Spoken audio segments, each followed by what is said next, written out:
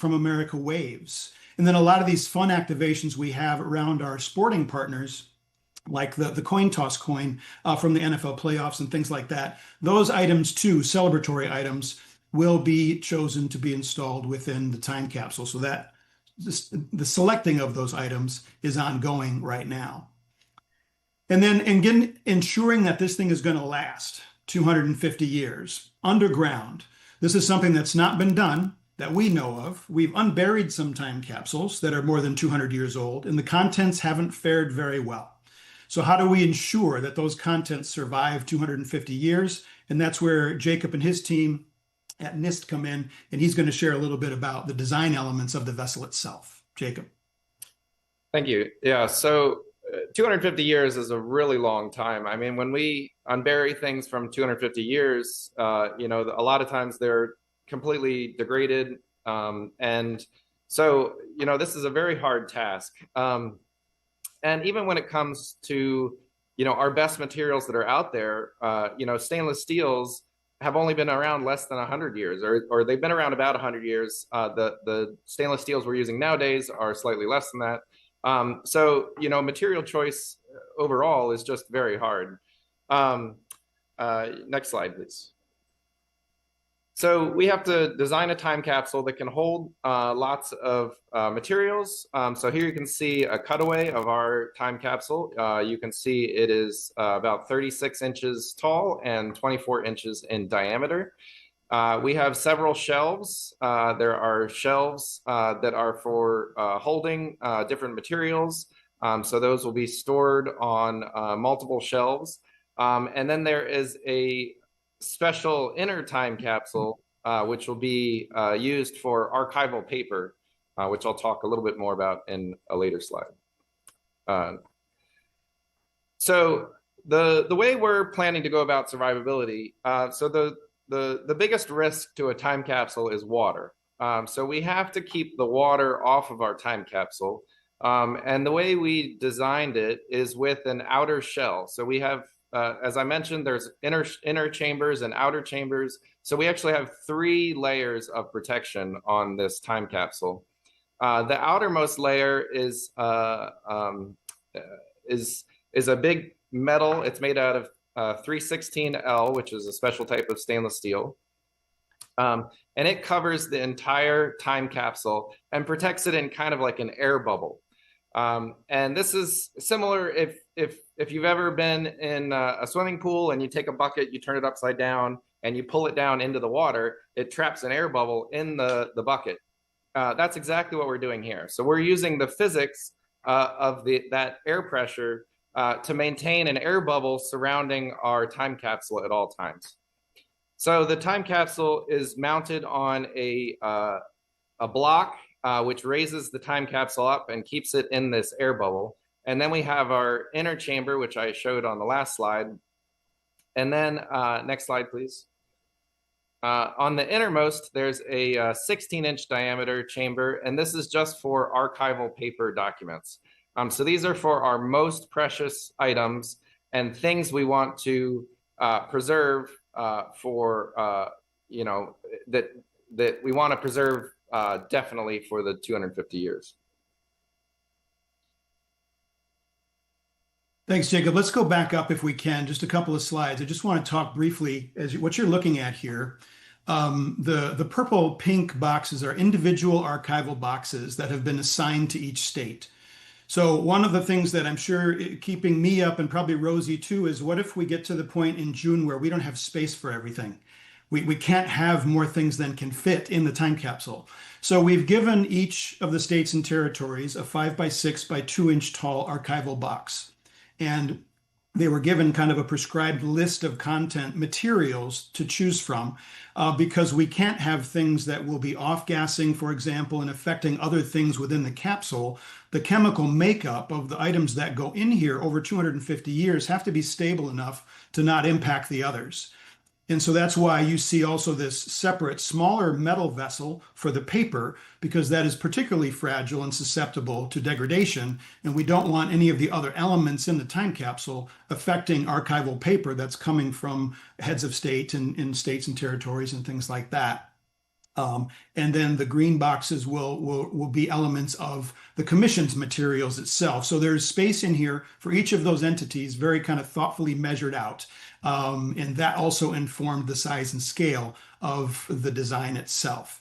So there's so many different complicating elements in here, and we're so grateful to Jacob and the team at NIST for their, again, if you could just sit in the room and listen to these people think about how this is going to work, and then talk to the Library of Congress about the contents and how those things are going to interact with each other over 250 years in a sealed environment. It's truly, truly a fascinating process, and certainly many more questions about that we can answer as part of the Q&A and in the days ahead. So go ahead and roll back to the schedule if you would, Emily.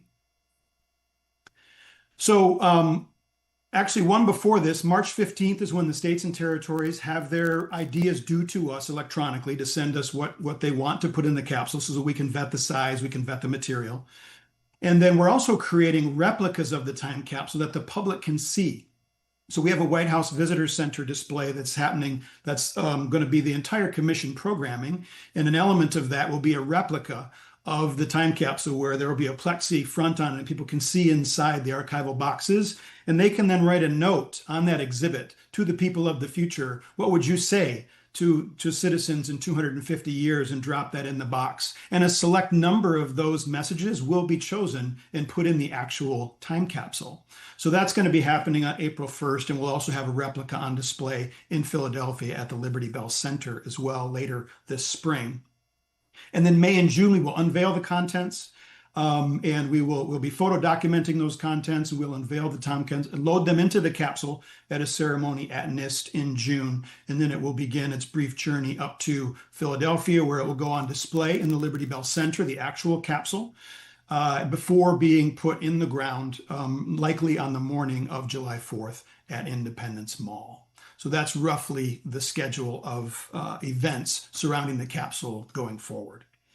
So, in closing, I guess for me before Q&A, and I'll turn it back over to Rosie here in a second, again, as somebody who still collects bicentennial coins, as somebody who's been working on this since the founding of the commission, this idea of a message in a bottle to people 250 years into the future is almost incomprehensible. You think about opening something today that might have been put in the ground 250 years ago, and who would have been putting things in there, who they were from, what those messages might have been. Unfortunately, the time capsules that we've had since that era haven't survived well, so we don't have a lot of unburied material. But I just think about those people peeling it off, and hopefully they don't know everything that's in there. And there's some incredible surprises and some beautiful messages that are part of this time capsule, to the future. So incredibly proud and excited to work on this along with this team. Grateful for Rosie and the team's leadership on it. And I'll turn it to Rosie for some remarks, and then we'll open it up, I think, for Q&A. Well, again, we're just thrilled about the progress we've been making as a commission. Again, 8 years and counting, and I hope you've been as excited as we have been to see all the great activity that's been happening as we roll out 2026, whether it was what we launched in Times Square on December 31st. The next day there I was at the Rose Parade, literally 7 hours later, where we won for Best Non-Commercial Float. And then, of course, we had launched our partnership with the NFL. You probably, of course, couldn't miss what happened at the Super Bowl. And there are so many other activities to be launched. What I didn't mention are some other projects like America Soundtrack, which is our multi-volume playlist of anthems that'll be coming out very, very shortly, along with other surprises around the corner. I wish I could tell you more, but there will definitely be more to come. And again, the fact that you're so interested in this particular project means everything to us, because obviously it is a very big priority for Congress. And we have been, again, just making great progress along the way. And we honestly believe that this is going to be the way to engage all 350 million Americans on this global platform of unity that we've never seen before. Thank you so much, Tom, Rosie, and Jacob. We can transition into Q&A. First question, I think maybe for Tom. This one is a good one for you. How will the people of the future know where the time capsule is located and be able to unbury it? Yeah, thanks. Because who knows, right? Landscape wise, we certainly hope that Independence Hall is preserved by the National Park Service for another 250 years. We can expect that it will be, that the Liberty Bell will still be there. And so it'll be placed into the management documents for the National Park Service. So they will take ownership of the capsule after it's buried. And as part of the management documents of Independence National Historical Park, they will identify this for future generations of leaders of the park. And so, and of course, it will also be archived with commission materials within the National Archives Library of Congress. So there'll be a number of places where the exact location and contents will be identified and tracked over the course of centuries to come. That's great. And can you talk a little bit more about the decision for the contents that represent the commission's work to reflect the tentpole programming? Maybe Rosie, this is a good one for you. Yeah, so as Tom mentioned earlier, we already have rolled out a number of signature programs a couple of years now. And so certainly, if you come to our America250 offices, you will see a lot of the artwork from America's Field Trip that's all around our office. We would like to think that there could be an opportunity for our current round of America's Field Trip, which are due, again, those submissions are due on March 30th. Maybe this is a way to inspire that student from grades 3 through 12 who might be able to submit a piece of art that we can actually include in the time capsule. That would be amazing. And then certainly, again, as we think about America Startup, that also includes a one-page proposal and a 2-minute video. So it could very well be that one of those written proposals are also going to be included in this time capsule. And as we thought about our programming, you will see that it's very values based. There's no ideology one way or the other. There's no political agenda here whatsoever. That was a very concerted decision that this commission made when I became chair 3.5 years ago, is to say that we want to make sure that there's as many options as possible for all Americans. We can't be all things to all Americans, but we definitely have something for every American.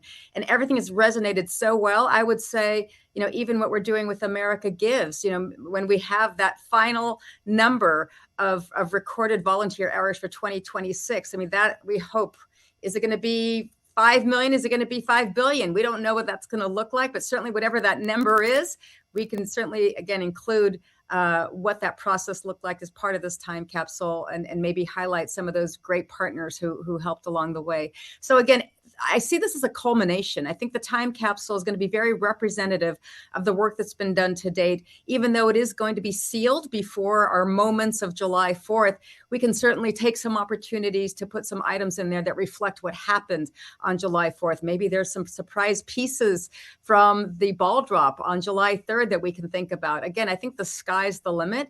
And this is certainly a conversation that we as a commission have been having for quite some time.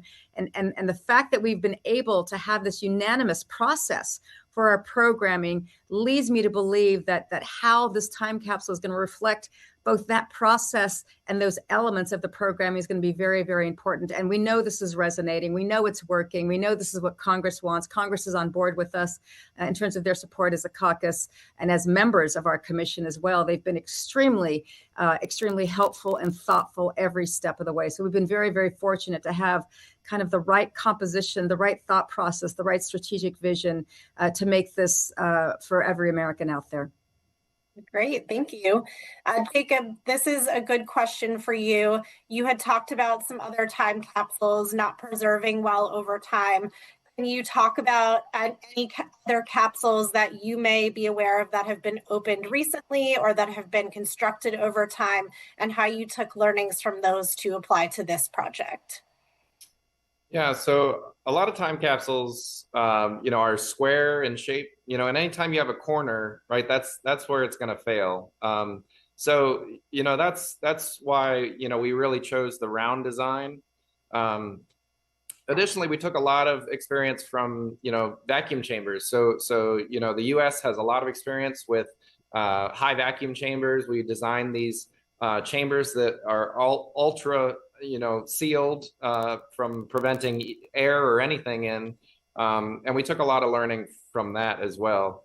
And then, when it really comes down to time capsules, like I said, water is the enemy. If you look at the time capsules that work, almost always they're in a cornerstone or something like that that's in a building, secured.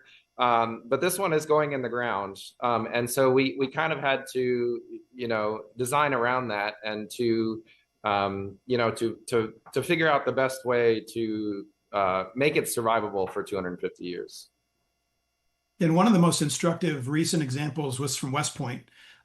They discovered a time capsule in the base of a Thaddeus Kosciuszko monument there last year, and it was 200 years old, and it was largely filled with silt.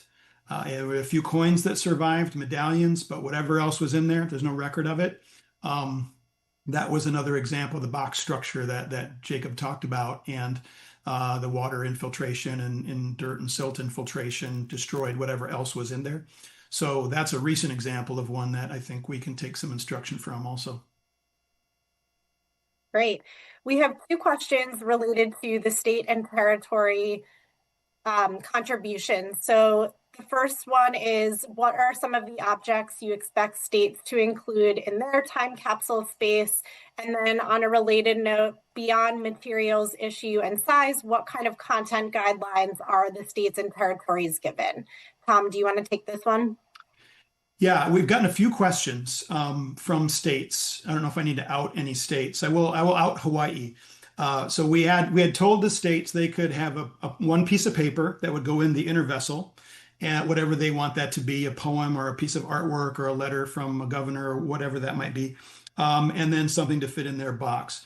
So they came back with they would like to have, if they have a letter from the governor or another leader in the state, they would like to have it translated into Native Hawaiian. That's not going to fit on one page. Can we please have some more pages? And so it was like, yeah, that makes a lot of sense. Let's make sure that the Hawaiian, language is represented here. And if you know that alphabet and that language, it's expansive. So that was an interesting question from there. We've had questions about pewter as a metal going in there from one of the states, if their object could be of pewter, and gold and some of the other elements. So yeah, so we've been getting some questions like that, but we won't know much until after the March 15 deadline, when we should have an idea from every state and territory. And so it's been their commissions. Rosie referenced earlier that we've been successful in getting every one of them to stand up a 250 commission of their own. And so they are the ones who were tasked with this. Some of them are taking it on directly. Some of it have passed it into the governor's office or something else. Some of them are doing public campaigns, social media campaigns, asking their citizens what it should be, maybe doing a contest. So each one of them is going to do it somewhat differently. And that's part of the beauty of it. There is no prescription for that. We just really tried to prescribe paper, non-reactive metals, certain types of ink and things like that. Materials that are going to last for 250 years in an enclosed environment and not impact the other materials in that environment as well. So those were the only real strict guidelines we handed out. That's great. And Tom and Rosie, maybe a combined question for you.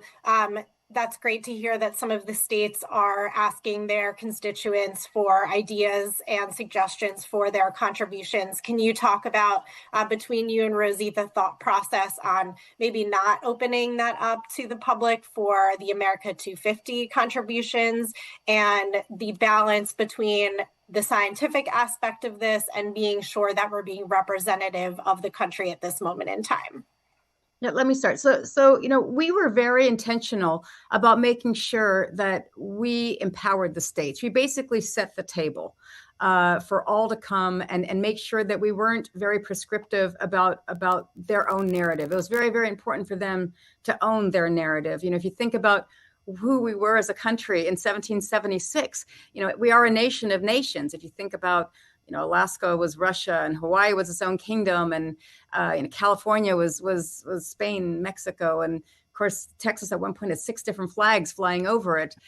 We doubled our footprint with the Louisiana Purchase with France. So to have the states, to give the states the ability to really again own their story, own their history, and work very closely with their representatives at the state commission level and the governors. I can't tell you how grateful we are about how engaged the governors have been. I had a chance to address the National Governors Association in 2024, 2025, and I just did it again this last conference in DC. And they are so excited about this because, again, there has to be something for everyone. And we have so many different interests at the state level, so many different stories, so many different narratives, so much history behind all of them, that we want to make sure that our goal is to make sure that we provide kind of the structural integrity, if you will, with our programming, and have them give them the ability to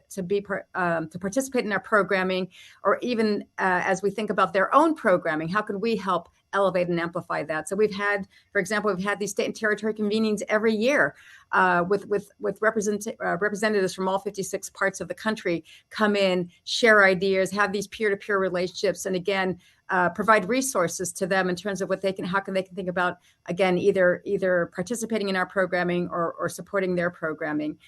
So for us, again, it has to be community driven. It has to be grassroots. It has to be, again, something for everyone. And so Tom has been very, very good about working at that level, both with the state and territory commissions. And again, having the governors involved has been very, very helpful, along with the mayors, by the way.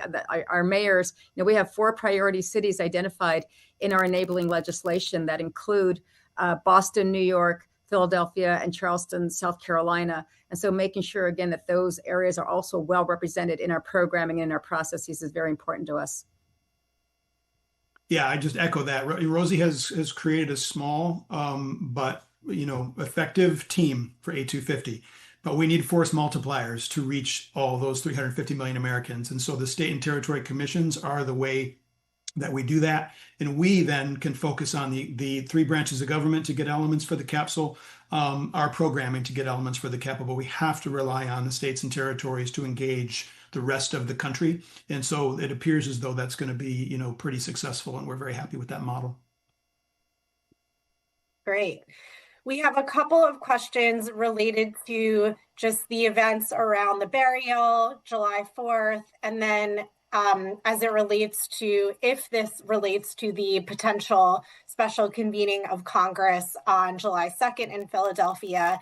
I will let the group know that we are still in the process of filing plans for the whole July 4th surrounding days, but in particular July 2nd and July 4th. So we will be in touch with more specifics on media opportunities, filming opportunities, and interviews as it gets closer to.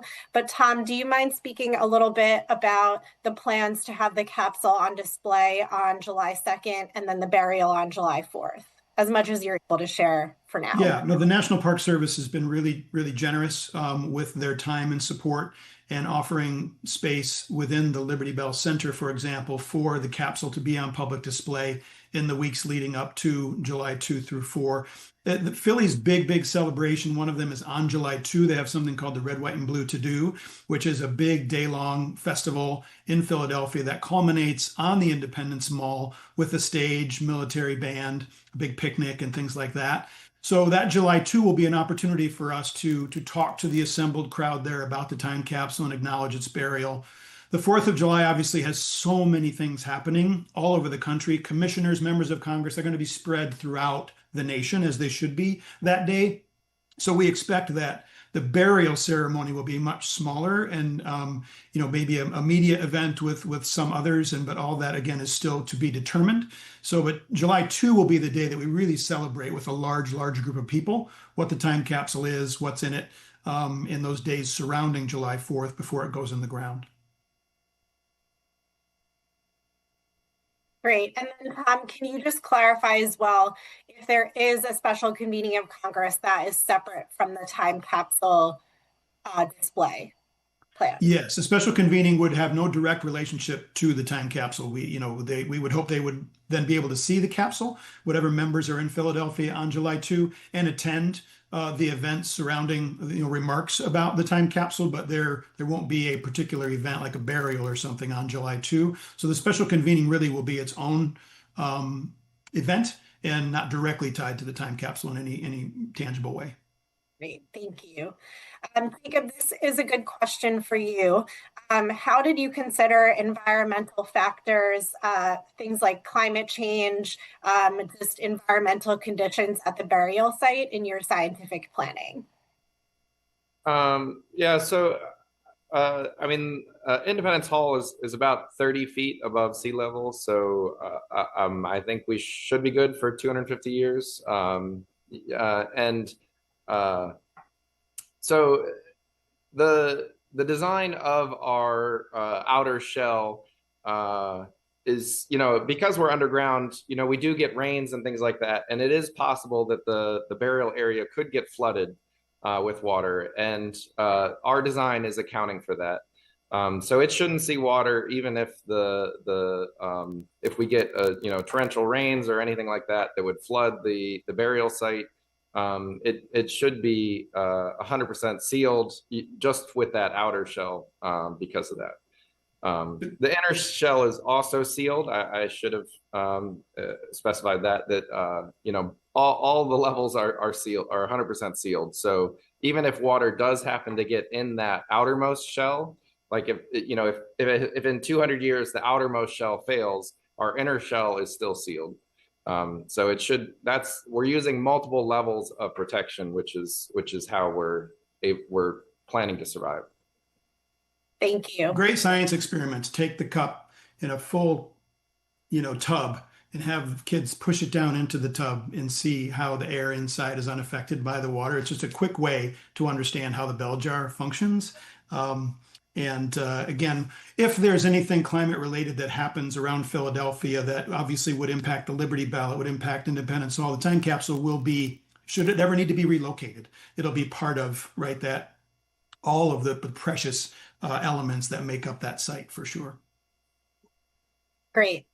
The next question is, are you able to speak to the objects that will be included from the various branches of government? Have they been selected?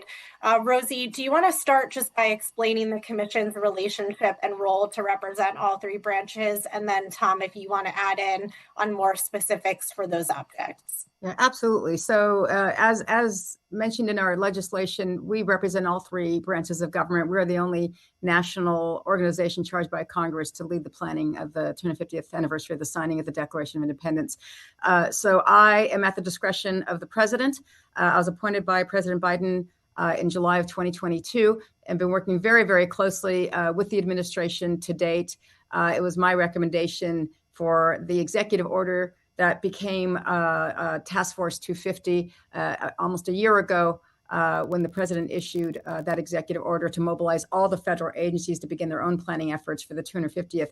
Our enabling legislation also includes a number of federal agencies as ex officio members, but it didn't include all the federal agencies. So it did include some of the larger ones, the Department of the Interior, Department of State, Department of Defense, now Department of War, among others, but it didn't include NASA, it didn't include Treasury, it didn't include Commerce. So thankfully, we've been working very, very closely with Task Force 250 to make sure that, again, all federal agencies are part of this planning effort. And in addition to that, as was mentioned, the Supreme Court is also part of our commission. In fact, Justice Anthony Kennedy has been our liaison, and we've been working very closely with him in his office, where they actually hosted our commission meeting last September 9th. Where we had the privilege of having Leader Thune and Speaker Johnson as our keynote speakers, along with our congressional caucus members together at the Supreme Court, which is very, very rare. And we were, again, very honored to have that relationship with them. I have had many discussions already with Justice Kennedy about their involvement with our commission, including potential contributions to the time capsule. Lots of great paper options that are being considered as we speak. And again, just to have the privilege of even engaging these conversations at this level. Look, this is I can say once in a lifetime for me and Tom and maybe others. It's twice in a lifetime to be able to live through not just the bicentennial, but the semi-quincentennial. But again, we see this as much about the future as it is the past. And so knowing that my kids, our generations to come, will be able to look back and know that we were very, very deliberate and thoughtful about how these moments and this movement was going to be represented in the time capsule itself. I think it's an embarrassment of riches of all the options to think about and to choose from. But thankfully, Congress was very, very smart in thinking about how this commission was formed, what the composition of the commission was supposed to look like, and including this bipartisan approach, which has been very, very effective for our commission in having these collective discussions. And again, since I've been chair 3.5 years ago, there's been no political ideology at all in any of our conversations, any of our planning efforts, and it's worked. It's actually worked, and it's obviously resonating with the American public as well. So we hope and anticipate that process will continue moving forward as we come to this final selection process over the months ahead. We've talked, Emily, about the congressional convening. And so one of the things we've talked about, most of our executive branch, legislative branch, these ideas are aspirational right now. But let's just say they pass legislation for a July 2 special convening. To get an archival copy of that legislation signed by congressional leadership to put in the time capsule, that would be great. It would be singularly unique, one of a kind, related to July 2. So those are the types of things that we're looking for from those branches of government. Great, thank you so much. Rosie, I will have you answer this one. So can you talk about just generally the relationship with Freedom 250 and if they will have any, say, or just if they have anything to do with this time capsule? Is this being led by America 250 independently? And just overall, any thoughts on that? Oh, you're on mute. Thank you. Yes, I think the best way to think about Freedom 250 is, so just as America 250 has kind of two complementary areas, we are the America 250 kind of .gov, if you will, which is the commission, the policy, the planning areas, et cetera. Then we have America250.org, which is basically the operational arm. That's where our procurement, our development is handled and implemented through the .org side. That's the 501c3 side. So I think the best way to think about Freedom 250 is there's Task Force 250, which is, again, the government side, the federal agencies led within the Domestic Policy Council. And then Freedom 250 is the financing arm, the fundraising arm, the supporting the executive branch's initiatives. So we haven't coordinated on a time capsule with Freedom 250. We certainly have talked to Task Force 250 about all of our planning efforts. In fact, they are regular participants in our commission meetings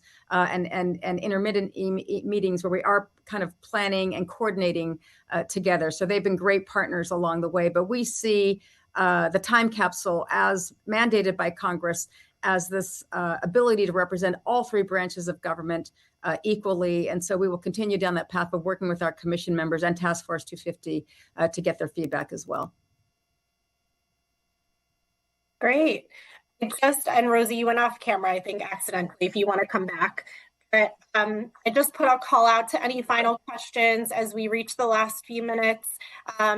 I think if each of you three would like to just give any remarks about, how long you've been working on both the commission and this project and what it's like to be in the last few months as we march toward July 4th and what both this capsule burial and culmination and moment means to you. Well, I guess I'll start and then pass to Jacob. One of the things that I've said from the beginning, having started working on this when I was senior executive with the National Park Service, is the way that this commemoration has brought together the federal agencies. I'm so proud to still be involved and still working with the ex officios. Prior to this commemoration, I had only worked with Smithsonian, Archives, Library of Congress, and so on a very limited basis. And now we have friends across the spectrum.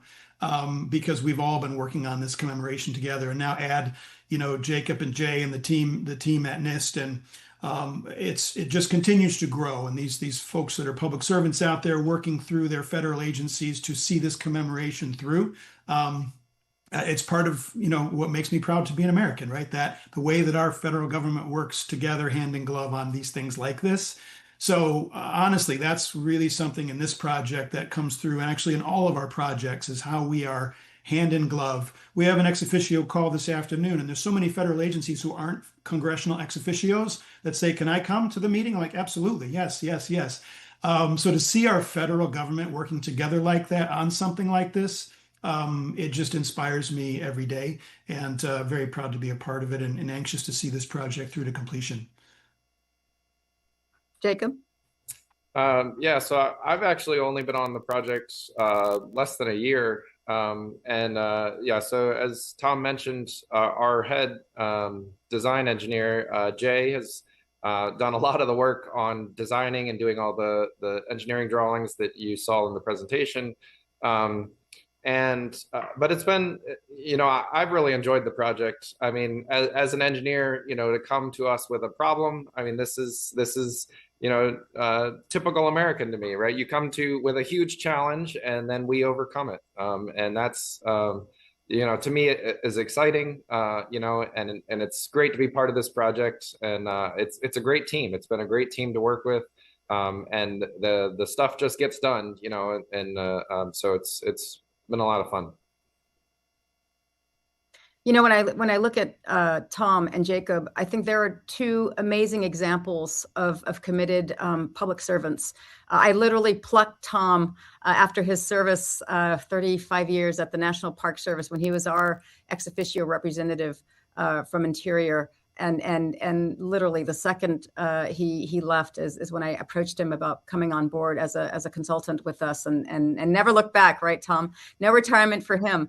But I will say, for me, again, as someone who remembers the bicentennial as almost an 11-year-old girl, this is really this is the American dream. I'm living the American dream, and to come full circle like this is really, again, such an honor. I think we've been very blessed, again, to have the right composition of commission members where we are today. Again, I think Congress was very thoughtful about how they wrote this legislation that included the time capsule and included the composition of the commission, including our 8 members of Congress, standing members of Congress, who've been fantastic. For me personally, I mean, I guess technically this might be my 5th administration, if you count my time on the Treasury Federal Reserve transition team in the fall of 2008 at the height of the financial crisis, and then my 8 years as Treasurer of the United States, and then my time here as a commissioner.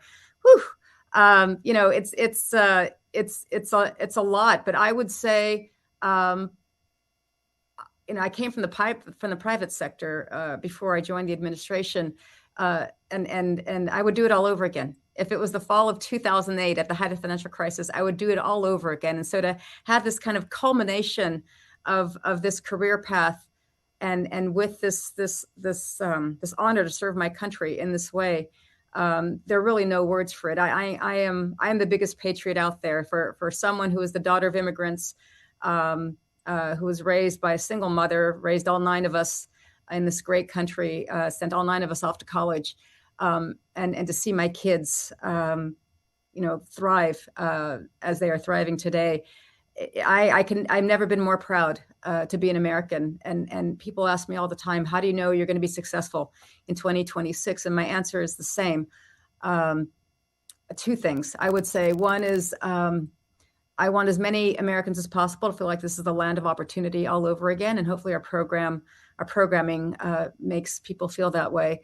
And the second I would say is you can still love your country and want it to be more perfect, exactly as our founding fathers envisioned. And so you will see in our programming, there is a strong sense of patriotism, but there's also a strong sense of exploration and really, thinking about who we are as a country and where we want to go. And again, this is as much about the future as it is the past. But based on this 8-year journey on this commission and where we are today, I could not be happier with what we've done, and especially where we're going. So stay tuned. A lot more to come around the corner. Thank you so much, everyone. With that, we can wrap. And again, our team is here for any other email follow-up questions or anything you need for reporting. Thank you so much. Thank you again.